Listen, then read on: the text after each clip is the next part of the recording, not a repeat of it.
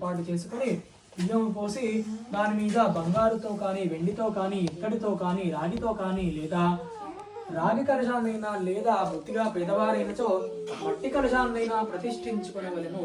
ముందుగా గణపతి నవగ్రహాది దేవతలు అందరినీ పూజించిన తర్వాత కలశంలో శ్రీ సత్యనారాయణ స్వామి వారిని ఆవాహన చేసుకుని స్వామివారికి షోడశోపచారముల చేత పూజను చేసి అరటి పండ్లు, కొబ్బరికాయలు, పంచామృతములు ఈ విధంగా వివిధ ఫలములన్నీ నివేదించి పూజ పూర్తయిన తర్వాత గోధుమనుక పంచదార కలిపినటువంటి నైవేద్యాన్ని స్వామివారికి నివేదించి పూజను పూర్తి చేసుకొని బ్రాహ్మణులకు దక్షిణ తాంబూలములిచ్చి తాను పిలిచినటువంటి బంధుమిత్రులందరికీ భోజనములు తీర్థప్రసాదాలు ఏర్పాటు చేసిన తర్వాత తాను కూడా భుజింపవలెను అని ఈ యొక్క వ్రత విధానాన్ని సాక్షాత్తు శ్రీ మహావిష్ణువు అంటే సాక్షాత్తు సత్యనారాయణ స్వామియే నారద మహర్షికి చెప్పిన విషయాన్ని సూతుడు, శౌనకుడు మొదలగు ఋషులందరితో కూడా చెబుతాడట.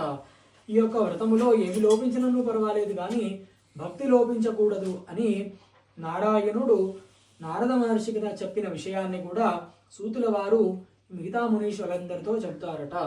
ఇది శ్రీ స్కాంద పురాణే రేవాఖండే సూత శౌనకాది సంవాదే శ్రీ సత్యనారాయణ స్వామి వ్రత కథాయాం ప్రథమోధ్యాయః సమాప్తః. సత్యనారాయణ భగవాన్ కీ జై. ఏడుకొండలవాడ వెంకటరమణ గోవింద గోవింద. కప్పు పట్టు.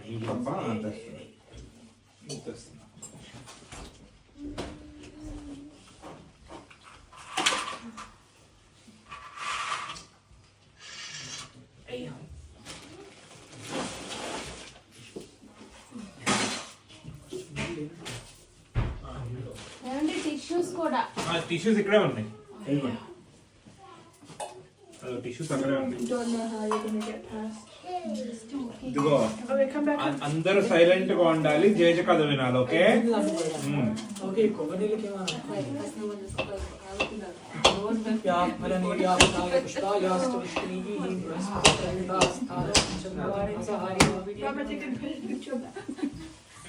నారీకేళసముద్భూతం త్రినేత్రహరసంయుతం శిఖయాదురితం సర్వం పాపం పీడాంచమేవ చ.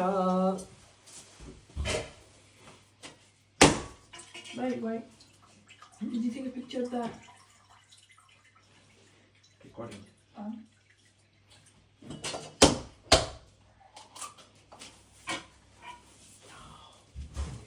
No.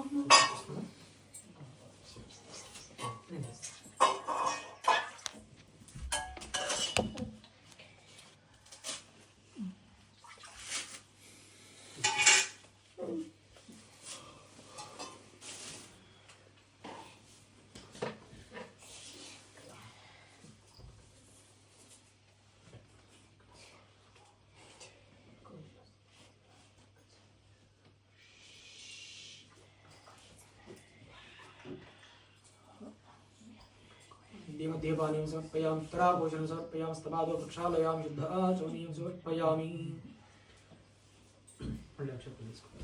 तदङ्गा द्वितीयोऽध्याय प्रारम्भः. శౌనకాది ఋషులు సూత మహర్షితో ఈ విధంగా అడుగుతారట. మహానుభావ, పూర్వము ఈ వ్రతాన్ని ఆచరించారా? ఎవరైనా ఆచరిస్తే వారి యొక్క కథ వివరాలను మాకు దయచేసి చెప్పండి అని కోరగా సూత మహర్షుల వారు గీతామునులతో అంటున్నట్ట. పూర్వం కాశీనగరంలో ఒక పేద బ్రాహ్మడు ఉండేవాట. ఆ బ్రాహ్మడు ఎంత పేదవాడుంటే పాపం చేసుకోవడానికి పని లేక ఇంట్లోని ద్రవ్యమంతా కూడా అయిపోయి ఎంతో దారిద్ర్యాన్ని అనుభవిస్తున్నట్ట ఆ బ్రాహ్మడు. ఎన్ని రోజులైనా కూడా తన కష్టాల నుండి తనకు విముక్తి లభించట్లేదు కనుక తాను ఇంటింటికి వెళ్ళి బిచ్చమెత్తుకుంటూ ఉండేవాడట. ఒక రోజున బ్రాహ్మణ్ణి చూసిన సత్యనారాయణ స్వామికి కరుణ కలిగి ఒక వృద్ధ బ్రాహ్మణ వేషము ధరించి ఆయన దగ్గరకు వెళ్ళి నిలబడ్డాట. ఆ వృద్ధునిలోని తేజస్సును చూసి నమస్కరించి, మహానుభావ, నేను ఎంతో దారిద్ర్యాన్ని అనుభవిస్తున్నాను, మీకు దయచేసి ఏదైనా సులభమైన ఉపాయం తెలిస్తే నేను వీటి నుండి బయటపడడానికై అది నాకు దయచేసి ఉపదేశించండి అని కోరగా అంతటా వృద్ధుడు, ఆయన నీవు సత్యనారాయణ వ్రతం అనేవాడే వ్రతాన్ని శ్రద్ధాభక్తులతో ఆచరిస్తే స్వామివారి అనుగ్రహం చేత నీకున్న కష్టాలన్నీ తొలగిపోయి నీవు సమస్త సౌఖ్యములు కూడా పొందుతావు అని ఆ వ్రత విధానాన్ని మొత్తం వివరించి అక్కడి నుండి అంతర్ధానమయ్యాట ఆ వృద్ధుడు. ఈ వృద్ధుడు చెప్పిన విధంగా నేను సత్యనారాయణ వ్రతాన్ని ఆచరించుకొని స్వామివారి అనుగ్రహానికి పాత్రుడనవుతాను అని అనుకున్నట్ట ఆ బ్రాహ్మడు. మరుసటి రోజే తన ఇంట్లోని వస్తువులను చూసి తనకున్న శక్తి మేరకు తన దగ్గర ఉన్నటువంటి వస్తువులతోనే సత్యనారాయణ వ్రతాన్ని శ్రద్ధాభక్తులతో ఆచరిస్తాడట. ఇది చూసిన సత్యనారాయణ స్వామి ఎంతో సంతోషించి ఆయనకు సమస్త ఐశ్వర్యములన్నీ కూడా కలిగేటట్లుగా అనుగ్రహిస్తాడట. ఈ విధంగా వ్రతము పూర్తయిన కొద్ది రోజుల్లోనే తాను సమస్త సౌఖ్యములన్నీ పొంది అప్పటి నుండి స్వామివారి అనుగ్రహం చేత జీవితమంతా కూడా సుఖంగా జీవిస్తున్నట్ట. స్వామివారి మహాత్మ్యాన్ని తెలుసుకున్న బ్రాహ్మడు ప్రతి నెల ప్రతి సంవత్సరము కూడా ఈ విధంగా వ్రతాన్ని ఆచరిస్తూ ఉండేవాట. ఒక రోజున ఆయన తన శక్తి మేరకు శ్రద్ధాభక్తులతో సత్యనారాయణ వ్రతాన్ని ఆచరిస్తున్న సమయంలో అక్కడికి ఒక కట్టలమ్మేవాడు వస్తాడట. ఈ బ్రాహ్మడు చేస్తున్నటువంటి వ్రతాన్ని చూస్తూ చివరి వరకు ఉండి ఆ మహానుభావుని అడుగుతాడట, స్వామి మీరు చేసినటువంటి వ్రతం ఏమిటి? దీనికి నాకు కూడా చేసుకోవాలన్నటువంటి కోరిక పుడుతున్నది, దయచేసి చెప్పండి అని కోరగా అంతటా బ్రాహ్మడు, నాయన ఇది శ్రీ సత్యనారాయణ స్వామి వ్రతము, నేను ఇవాళ రోజున ఇలా ఉండడానికి స్వామివారి అనుగ్రహమే కారణము అని చెప్పి ఆ వ్రత విధానాన్ని కూడా ఆయనకు ఉపదేశిస్తాడట. ఆ కట్టలమ్మేవాడు కూడా నేను ఈ వ్రతాన్ని ఆచరించుకొని స్వామివారి అనుగ్రహానికి పాత్రుడవుతాను అని అనుకుని మరుసటి రోజు కట్టెలను అమ్మడానికై నగరంలో ధనికులుండే ఇళ్ల వైపుకు వెళ్తాడట. ఆ రోజున స్వామివారి దయ వలన అతనికి రోజు కంటే రెట్టింపు లాభం వచ్చింది. ఆ లాభం ద్వారా వచ్చిన ధనాన్ని తీసుకుని తాను పూజా వస్తువులను సమకూర్చుకొని తన బంధుమిత్రులను పిలుచుకొని తన శక్తి మేరకు సత్యనారాయణ వ్రతాన్ని ఆచరించుకుంటాడట. ఇది చూసిన సత్యనారాయణ స్వామి ఆ కట్టెలమ్మే వాడిని కూడా అనుగ్రహిస్తాడట.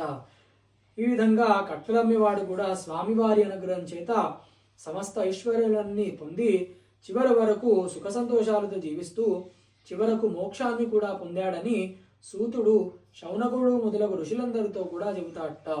ఇది శ్రీ స్కాంద పురాణే రేవాఖండే సూత శౌనకాది సంవాదే శ్రీ సత్యనారాయణ స్వామి వ్రతకథాయాం ద్వితీయోధ్యాయ సమాప్తః. సత్యనారాయణ భగవాన్ కీ జై. వేడుకొండలవాడ వెంకటరమణ గోవిందా గోవిందా.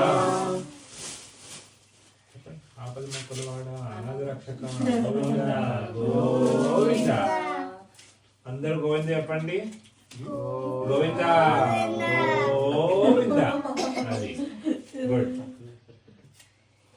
లాస్ట్ పాడు చోకే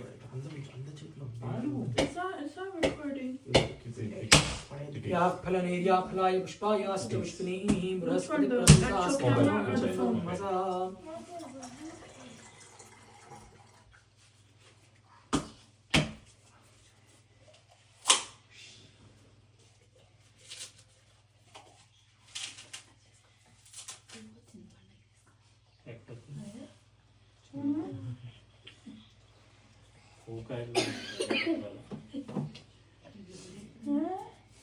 మొత్తం టైంలో ఇంట్లోకి వచ్చేటప్పుడు కొట్టిన కొబ్బరికాయ కూడా పువ్వు వచ్చింది.